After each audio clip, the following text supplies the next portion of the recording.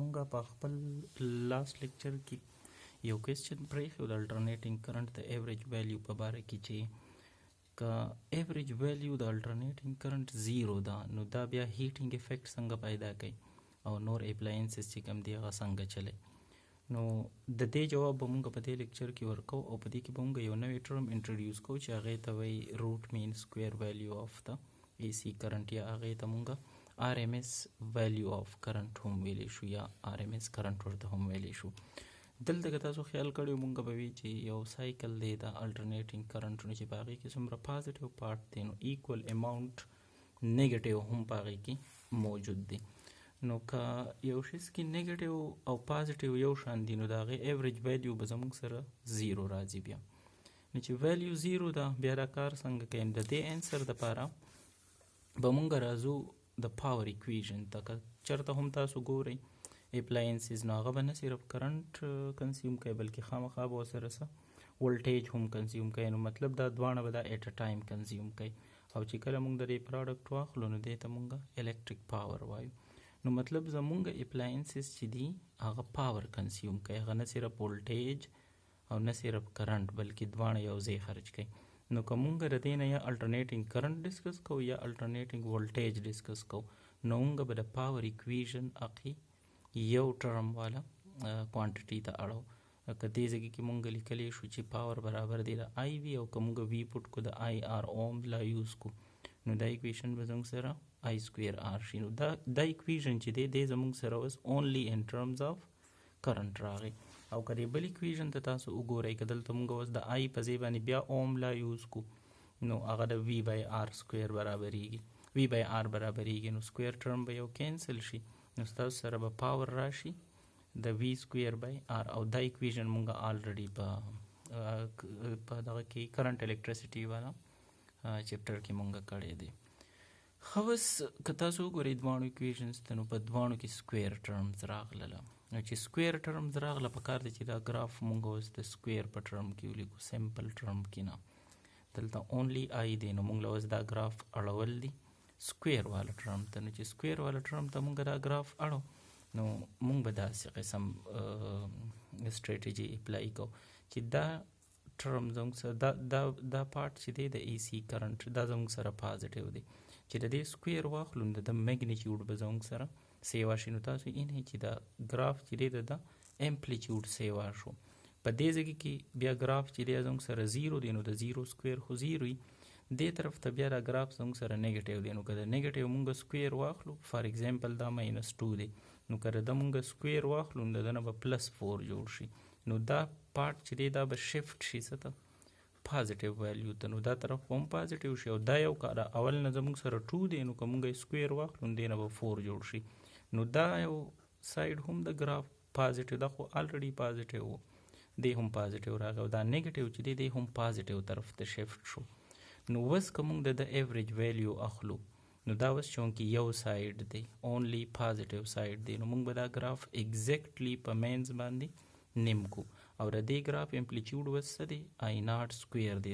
آی ناټ سکویر ولې دی؟ ځکه چې دا ګراف اوس سمپل آی ناټ آی والا ګراف نه دی بلکې دا څه دی دا سکویر والا ګراف دی. نو چې سکویر والا ګراف دی د دې چې کوم امپلیچیوډ دی هغه به د آی ناټ سکویر وي. مخکې دلته که تاسو خیال کړئ امپلیچیوډ به زموږ سره راتلو صرف آی ناټ.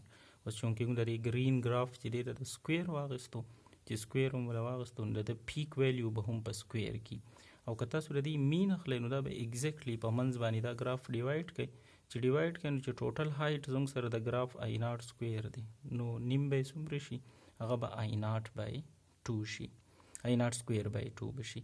او د دې ایوریج بیا د څه برابر شي هغه به د دې برابر شي.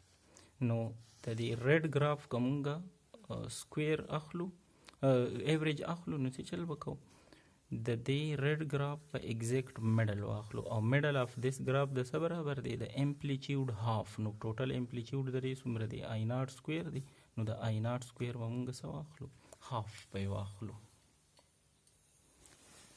هغه زموږ سره د ایوریج ویلیو چې کومه ده د سکویر والا ګراف نو د سکویر والا ګراف ایوریج ویلیو زموږ سره څه راغلله آی مین سکویر ایکول ټو آی ناټ سکویر ډیوایډ بای 2.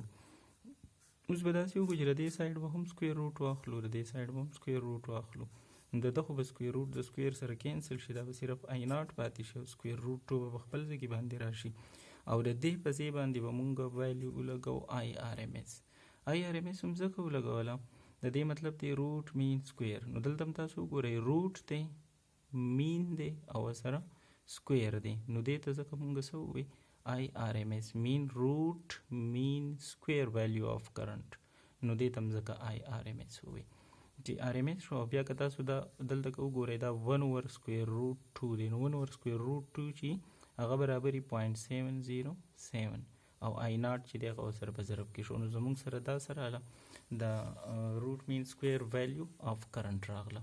دغه شان که تاسو ایگزیکټلی دغه ایکویژن فالو کوي دغه لپاره د ولټیج لپاره، مطلب د ولټیج گراف هم زموږ سره اول داسې راتلو، بیا که د دې سکویر واخلئ دا به داسې بره لاړ شي، دا نیګټیو پارټ به هم بره لاړ شي، نو دې ته به اوس مونږ وي نه وایو بلکې دا به څه شي د وي ناټ سکویر به شي، او که دا ایگزیکټلی په منځ ډیوایډ کړئ نو دی به زموږ سره شي وي ناټ سکویر بای 2، او که دې سره دغه پروسس ایگزیکټلی دوباره وکړئ نو ستاسو سره به وي آر ایم ایس چې دی هغه وي ناټ ډیوایډ بای سکویر روټ 2 راشي، او د دې ایکویژن به هم چونکې سیم 1 اوور سکویر روټ 2 والا ټرم دی د هغې نه به ایگزیکټلی سیم ایکویژن واپس راشي.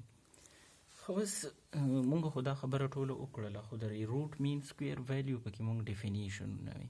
نو دې ځای کې مونږ یو خبره مونږ به اوس نوټ کوو چې مونږ اول چې کم کرنټ اغست دی هغه الټرنیټینګ و، پای کې هم پازیټیو پارټ و هم پکې نیګیټیو پارټ و، خو که تاسو دې یو ته وګورئ کم چې مونږ سکویر واغستو روټ مین سکویر، نو په هغې کې د سکویر د وجې نه هغه نیګیټیو ویلیو هم څه ته کنورټ شوله پازیټیو ته، نو اوس په دې کې نیګیټیو ویلیو نشته دی په دې کم چې زموږ سره آر ایم ایس والا ګراف دی یا هغه سکویر والا ګراف دی، نو چې نیګیټیو ویلیو پکې نشته دی نو دا ای سی نه شو بلکې ډي سی ته کنورټ شو.